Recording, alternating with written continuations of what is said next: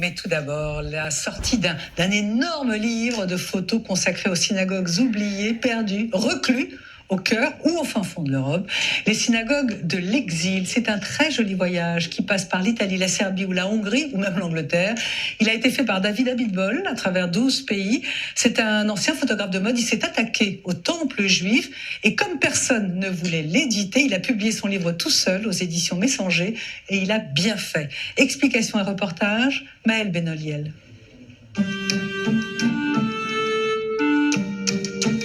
Nous sommes à la synagogue de la Victoire, qui est certainement la plus belle synagogue au monde. David Abitbol est passionné par l'histoire et par les synagogues depuis son enfance. C'est une synagogue emblématique qui abrite les offices du grand rabbin de France et du consistoire central français. On voit tout l'art byzantin et l'art roman de l'architecte Alfred Aldroff. Alors la synagogue a été inaugurée à Rosh Hashanah le 9 septembre 1874.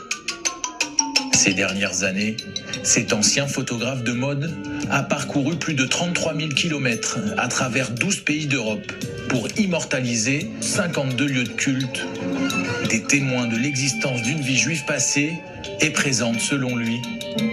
D'un passé glorieux, elles sont passées à un avenir incertain. Et il me semblait que c'était un challenge pour moi de les photographier. Parce que dans mon livre, il y a des très belles synagogues qui vont perdurer encore longtemps, grâce à Dieu, mais il y en a d'autres qui ne seront plus là.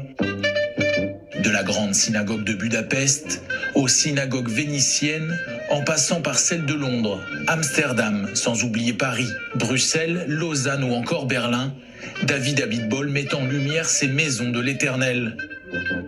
Des photographies accompagnées de légendes détaillées qu'il a réunies dans un ouvrage, Les synagogues de l'exil, coécrit avec Bérénice Foussard-Nakache. Si je devais en garder qu'une, c'est celle qui est sur la couverture du livre, c'est la synagogue de Szeged. Szeged qui est dans le sud de la Hongrie et qui est un chef-d'œuvre en termes d'architecture. Et c'est une synagogue qui ne fonctionne plus. J'ai été émerveillé de cette synagogue comme j'ai été émerveillé par une synagogue au fond du Piémont italien, dans des rues étroites des anciens ghettos. Je vous assure, je n'ai pas une seule synagogue où je n'ai pas ressenti quelque chose. Pour le photographe, chaque édifice, où qu'il se trouve, révèle l'histoire du peuple juif européen.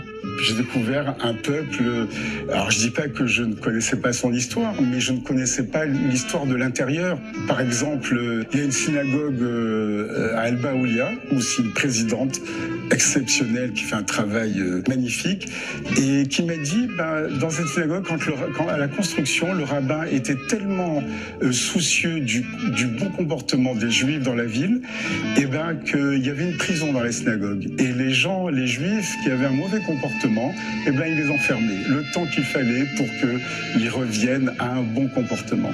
Les synagogues de l'exil est une invitation au voyage et à la découverte d'un univers où l'art, l'histoire et le spirituel ne font qu'un.